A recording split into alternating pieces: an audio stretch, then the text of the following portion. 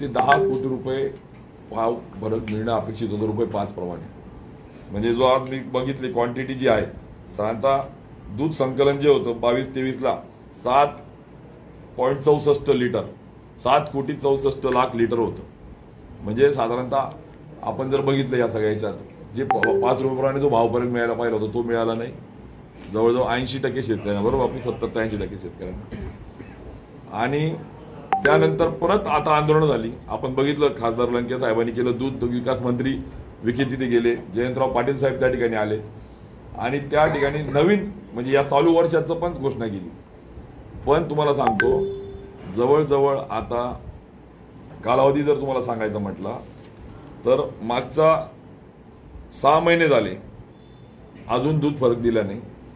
नवीन जी आता चालू ज्या 62 दिवस, आज 62वा दिवस आहे आज बरोबर, जी घोषणा केली दूध विकास मंत्र्यांनी, 62 दिवस झाले. दुसऱ्या टप्प्यातलं तर ₹1 अनुदान आलं नाहीये.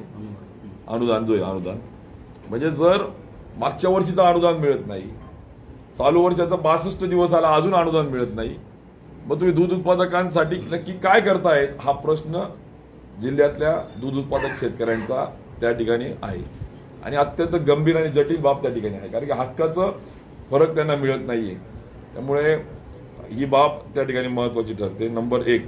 नंबर 2, जो सन्माननीय संचालक प्रमोद पाटील यांनी सांगितला की बोनस जो आता मिळायला पाहिजे, AGM ला जी घोषणा होते, तर वस्तुस्थिती अशी, सन्माननीय बापू आणि त्यावेळेस जे संचालक मंडळ होतं, आम्ही जेव्हा बघितलं ₹2.10 पहिल्या वर्षी बोनस दिला होता, नंतर ₹1.05 बोनस दिला होता, नंतर 80 पैसे बोनस दिला होता. इवन दो कोरोना काळामध्ये सुद्धा बोनस दिला होता, 40 पैसे, 60 पैसे, 30 पैसे. म्हणजे जो अत्यंत आपण ज्याला म्हणू की क्रिटिकल पोझिशन होती कोरोना काळात, तेव्हा सुद्धा बोनस दिले. मात्र खेद याचा वाटतो की नवीन संचालक मंडळ गिरीश महाजनजी, गुलाबराव पाटीलजी, अनिल पाटीलजी, हे सगळे 3 मंत्र्यांच्या नेतृत्वात, ते ज्याला दुधाचं ज्ञान नाही, ज्याच्याकडे गाय म्हैस डेअरी नाही, असा चेअरमन बसवला, ज्याचा दुधाचा आणि जमिनीचा संबंध नाही. आणि त्याच्याने परिणामस्वरूप काय हाल झाले तर 2 वर्षामध्ये यांनी त्या ठिकाणी ज्या नेतृत्वामध्ये यांचं सरकार म्हणजे दूध संघावर प्रशासन सरकार बसलं, त्यावेळेपासून आजपर्यंत 1 पैसाही बोनस दिलेला नाही. म्हणजे NDDB कडून सहकार तिथं स्थापन झाल्यापासून गेल्या 6-7 वर्षातला दुर्दैवी काळ ठरलाय. भाजपच्या काळातच बोनस मिळालेला नाही. 25 वर्षाचा इतिहास आहे त्याला. आणि म्हणून आमची मागणी अशी आहे की कोरोना काळात बोनस देऊ शकतात, सुरुवातीच्या काळात स्थापना झाल्यावर ₹2.10 बोनस देऊ शकतात, तर तुम्ही आता किमान आम्हाला अपेक्षित असं आहे. खरं तर त्यावेळेस डिव्हिडंड पण दिले, म्हणजे जे सहकारी संस्था आहेत त्यांचं जे भांडवल आहे त्याच्या अगेन्स्ट डिव्हिडंड पण मिळाला. तो डिव्हिडंड मिळत असताना 5%, 60% जो मिळत होता तो डिव्हिडंड त्यांना पूर्ण नफ्यावर संस्थेच्या त्यांना मिळत होता.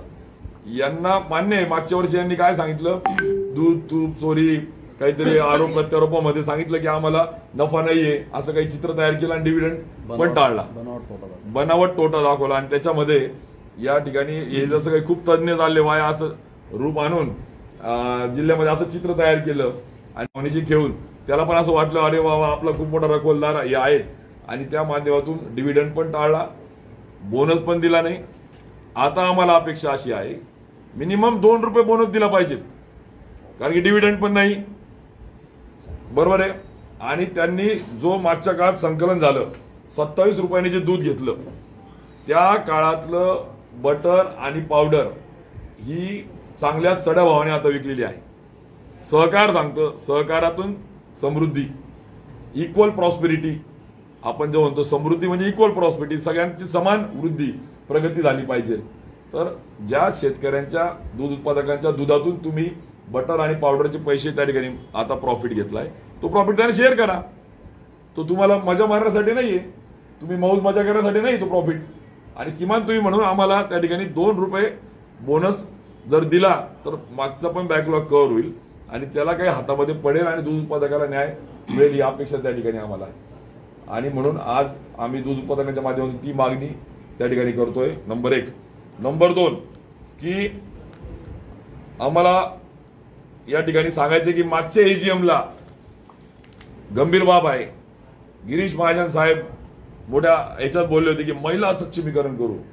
खरं दारूच्या बाटलीवर महिलांचे फोटो लावणाऱ्यांच्या तोडून महिला सक्षमीकरणाचे शब्द शोभत नाही. कारण हेच गिरीश महाजन खानदेशाच्या शादा नंदुरबारमध्ये बोलले होते की दारूची खपत होत नाही तर बाटल्यांवर बायकांचे फोटो लावा. त्यामुळे त्यांच्या तोडून महिला सुरक्षा हा शब्द शोभत नाही. लाडकी बहीण तर खूप दूर आहे, पण सुरक्षेच्या साठीचं जाऊ द्या. महिला सक्षमीकरणासाठी आम्ही 20 लाख रुपये प्रति संस्था लोन देऊ हा शब्द दिला होता. सरकार त्यांचं आहे, त्यांचं राज्यात केंद्रात दूध संघात एक संस्थेला त्यांनी अर्थसहाय्य केलं नाही. बोलायची भात आणि बोलायची कडी. मग गिरीश महाजन साहेब, तुम्ही फक्त राजकारण करण्यासाठी संस्थेला जातात का? निवडून येण्यासाठी केवळ तुम्ही आश्वासन देतात का? अहो नाही, तुम्ही दिले किंवा प्रयत्न तर दाखवा. तुम्ही मिटिंगला जात नाही, तिथे वेळ देत नाही. मग एखादी प्रामाणिक दूध उत्पादकाला जाऊ दिला असं त्यांनी प्रयत्न केले असते ना. जाऊ द्या, समजा गिरीश महाजनांना तर काही माती दुधाशी संबंध नाही. थोडं वाटत होतं आम्हाला शिंगाडे हातात घेणारे गुलाबराव पाटील कुठेतरी दूध उत्पादकाची जाण ठेवतील. पण गुलाबराव पाटलांनी देखील त्या संस्थेत ज्यावेळेस निवडून आले त्या दिवसाचा बाईट आता माझ्याजवळ आहे. तुम्हाला म्हटलं तर मी ऐकू पण शकतो जर तुम्ही परवानगी दिली तर. ऐकू का? हा, ऐकू का? तर त्यांनी त्या ठिकाणी सांगितलं होतं की आम्ही एका वर्षाच्या आत अपेक्षित बदल झाले नाही तर राजीनामा देऊ, पहिला संचालक मी असेल, असं त्यांनी बाईटवर दिले. सगळ्या मीडिया पुढे दिलेले, म्हणजे असं काही नाही. मी तुम्हाला आता ऐकवल पण त्या ठिकाणी. पण दरम्यान जनते आता आमचं काम एकच राहणार आहे, या संघाला महाराष्ट्रामध्ये 1 नंबर कसं करायचं ही प्रतीक्षा आता लोकांच्या डोक्यात आहे आणि आम्ही ते पूर्ण करू एवढी खात्री आम्ही आपल्याला या ठिकाणी. पुढची काय भूमिका असणार? संघ वाचवणे, संघ पुढे नेणे. राज्याची मदत असेल तर आम्ही दोघं मंत्री आहोत, राज्याकडून जे या संघाकरता आणता येईल ते आणू. केंद्राची मदत लागली तर नामदार गिरीश भाऊ, एकनाथ शिंदे साहेब आहेत, देवेंद्रजी आहेत, त्यांच्या मदतीनं हा संघ वरती आणू. आणि मी तर पहिलं सांगितलंय, वर्षभराच्या आत या संघात जर फरक पडला नाही तर पहिला राजीनामा माझा असणार आहे. मी आपल्याला खात्रीपूर्वक सांगतो. ही निवडणूक आम्ही आमच्या स्वतःच्या शौक करता, तूप विकण्याकरता, 75 रुपये किलो तूप विकण्याकरता. बरोबर आहे. त्यांनी सांगितलं की आम्ही राजीनामा देऊ पहिला मी असेल. आणि मला असं वाटतं थोडंसं शेतकरी त्यांच्यातला कुठेतरी जिवंत आहे असं जर वाटत असेल शेतकऱ्यांना, खरोखर जर त्या ठिकाणी त्यांना जाणीव करून द्यायला तर त्यांनी मागच्या 1.5 महिन्यापूर्वी थोडीच झलक दाखवली होती की मी राजीनामा देईन. याचा अर्थ दूध संस्थेमध्ये त्या ठिकाणी काळभोर सुरू आहे, त्या ठिकाणी अफरातफर सुरू आहे. त्यांनी स्पष्ट सांगितलं ॲप डेव्हलप होत नाही. त्यांनी स्पष्ट सांगितलं की ते बोलताना बोलले दुर्दैवाने जिओ टॅगिंग बोलले, पण चला टॅगिंगवर आले ते घरी. आमचा गुलाब भाऊंचा थोडा वेळ कमी मिळतो अभ्यासाला. जिओ टॅगिंग विहीर, फळबाग किंवा घरकुलाचा करत असतो आपण, दुधाचा संदर्भात इयर टॅगिंग करत असतो, कानाचा टॅगिंग करत असतो. पण आमचे गुलाब भाऊ जिओ टॅगिंग पर्यंत तरी पोहोचले आता या पंचवार्षिकला. त्यामुळे हरकत नाही, ते थोड्या पुढच्या पंचवार्षिकला जातील कानाच्या टॅगिंग पर्यंत. गुरांचं इयर टॅगिंग करून अनुदान द्यायचं असतं. पण या सगळ्या संदर्भात त्या ठिकाणी त्यांनी मान्य केलं की आम्ही अनुदान देऊ शकत नाही. महत्वाचा बाब ती आहे. मला त्यांच्या अभ्यास न करण्यावर जायचं नाहीये, मला लाभ मिळून द्यावा कशाही पद्धतीने, आम्हाला काही घेणं देणं नाही. तुम्ही त्या ठिकाणी अभ्यास करा नका करू, खमक्यापणाने न्याय मिळून द्या, आम्हाला अभिमान राहील त्या ठिकाणी. पण दुर्दैवाने भाऊ, आदरणीय गुलाब भाऊ, शेतकऱ्यांचे कैवारी, शेतकऱ्यांच्यासाठी शिंगाडे हातात घेणारे. मग मी पुढचं वाक्य बोलू नये अशी माझी इच्छा आहे. त्यांचा आदर सन्मान राखावा. मी जर सोंगाड्या बोलतो त्यांना राग येतो. त्यामुळे जर खरोखर तुम्ही शेतकऱ्यांचे पुत्र असाल तर या एजीएमला राजीनामा द्याल तुम्ही. आणि जर राजीनामा दिला नाही तर सांगा, मान्य करा की मी देखील या भ्रष्टाचारामध्ये माझं समर्थन त्या ठिकाणी आहे. त्यामुळे आम्हाला अपेक्षा आहे की किमान गुलाबराव पाटील त्या ठिकाणी राजीनामा देतील. आणि जे सत्य आहे, कारण की त्यांनी 62 दिवस झाले 1 रुपया दिला आणि दुसऱ्या टप्प्यातला, पहिल्या टप्प्यातला तो भाग सोडून द्या, बोनस दिला नाहीये. आणि मग तुम्ही का म्हणून त्या ठिकाणी संस्थेवर एका बाजूला सांगतात की अशा पद्धतीने आम्ही करू, आणि म्हणून तो आमचा आक्षेप त्या ठिकाणी आहे. नंबर 3 की खरं तर कोऑपरेटिव्ह मध्ये सभासद संख्या जी होती, ज्या वेळेस सन्माननीय प्रमोद बापू संचालक होते, 14-15ला 509 संस्था होत्या, 15-16ला 511 संस्था झाल्या, 16-17ला 523 संस्था झाल्या, 17-18ला 555 संस्था झाल्या, 18-19ला 576 झाल्या, 19-20ला 640 झाल्या. बाप तुम्ही लक्षात घ्या, 20-21ला 672 झाल्या, 21-22ला 701 झाल्या. म्हणजे चढत्या क्रमाने संस्था वाढत गेल्या. 500 वरून 700 वर म्हणजे 200 संस्था वाढल्या. सहकारी दूध देणाऱ्या. मात्र 22-23ला हे आले आणि 23-24ला हे आले, केवळ 8 आणि 10 संस्था वाढलेल्या आहेत. म्हणजे दूध संस्था सहकारी त्यांनी खरेदी पूर्णपणे थांबून, या उलट खाली दुधाची क्वांटिटी पाहिली तर तेवढीच राहिलेली आहे. म्हणजे दूध येतं कोणाचं आहे? दूध येतं कुठून आहे? कोऑपरेटिव्ह संस्थांचे प्रस्ताव प्रॉब्लेम येते. माझ्याकडे यादी आहे 25 संस्थांची. या 25 संस्था सांगताय की आमचे सभासद करून आमचं दूध घ्या, म्हणून ते मागणी करतायत, त्यांना सभासद करत नाहीये. आणि दुसऱ्या बाजूला खासगी संस्थातून दूध घेत आहेत. म्हणजे कोऑपरेटिव्ह हे यासाठी असतं की या सगळ्या ह्याच्यातून इक्वल प्रॉस्पेरिटी, ज्या मी मागाशी उल्लेख केला, सगळ्यांना सोबत घेऊन सहकारातून समृद्धी व्हायच्या ऐवजी सहकारातून स्वहा व्हायला लागतंय. आणि यांनी खासगी संस्थांचं दूध घेतलंय, खासगी गटाचं दूध घेतलंय, ना की कोऑपरेटिव्ह सहकारी संस्थांचं दूध घेतलंय. आणि म्हणून याच्यात यांची टक्केवारी आहे. लाडकी बहीण योजना, आता मला वैयक्तिक जायचं नाहीये, पण शेतकऱ्यांसाठी सत्य पण मांडावं लागेल. बापू, एक खरं आहे का खोटं आहे? पूर्ण दूध संघाचा कारभार सन्माननीय चेअरमन साहेबांचे साडू बघत आहेत. तुम्ही जाऊन बघा. मी खोटं बोलत असेल तर मला सांगा. उन्मेष पाटील, तुम्ही राजकारण करू नका आणि वैयक्तिक जाऊ नका. मला वैयक्तिक जायला आवडत नाही. मी कोणाच्याही वैयक्तिक जीवनात जात नाही आणि तो माझा संस्कार नाही. पण सत्य मांडलं लागेल. त्यामुळे लाडकी बहीण योजना सोडून आता लाडका साडू योजना सुरू झालेली आहे. लाडका साडू. आणि हा साडू झाडू घेऊन दूध संघ त्या ठिकाणी साफ करायला लागलेला आहे. साफ करायला घाण केली असं ठीक आहे, पण हे भ्रष्टाचाराची विष्ठा खाण्याचं काम हा साडू जेव्हा करतो आणि त्याला जेव्हा चेअरमन ज्याला पूर्ण पाठिंबा देतात आणि त्या 3 मंत्री ज्याला कवच देतात, त्यावेळेस दूध उत्पादकांना वाऱ्यावर सोडू आम्ही त्या ठिकाणी सोडणार नाही. महाविकास आघाडी म्हणून शिवसेना उद्धव बाळासाहेब ठाकरे पक्षाच्या माध्यमातून असेल, शरदचंद्रजी पवार राष्ट्रवादी पक्षाच्या माध्यमातून असेल, काँग्रेसच्या माध्यमातून असेल किंवा दूध उत्पादक शेतकरी म्हणून असेल, ही बाब एवढ्यावर थांबली नाही. यांनी काय सांगितलं अजून मागच्या एजीएमला की सगळ्यात जास्त दूध देणाऱ्या, बरोबर बापूसाहेब, त्यांना आम्ही संचालक करू, कॉप मध्ये करू. बोलले होते की नाही एजीएमला? यांनी प्रोसिडिंग केली का नाही केली यांनाच माहिती, पण संस्थेपुढे रेकॉर्ड येते. बोलले होते तुम्ही. मात्र 12 महिने झाले. सन्माननीय चेअरमन साहेब, तुम्ही मोठा आव आणतात, मी मोठा नीतिवान आहे, पण तुमची अनीती, तुमची भ्रष्ट नीती, तुमचा काळा चेहरा ओरिजिनल तो पुढे येतोय आणि त्याला 3 मंत्री पूर्ण पाठबळ देत आहेत, हे स्पष्टपणे त्या ठिकाणी जाणवत आहे. आणि तुम्ही ते सुद्धा केलं नाही. म्हणजे कॉपवर तो पण घेतला नाही. याच्या पलीकडे जर आज आपण बघितलं तर यामध्ये क्लिअर कट पशुखाद्य विक्री पहिले गुणवत्ता होती म्हणून बघा, 14-15ला 28,108 मेट्रिक टन पशुखाद्य विक्री झालं. 14-15, 15-16ला 28,000, 16-17ला 27,000, 17-18ला 23,000, 18-19ला 26,000, 19-20ला 24,000 आणि बघा यांच्या ताब्यात आलं आणि 20,000 आणि आता यावर्षी 16,000 मेट्रिक टन पशुखाद्य कमी झालं. मग या पशुखाद्यामध्ये मळी नक्की कुठून आणले जाते?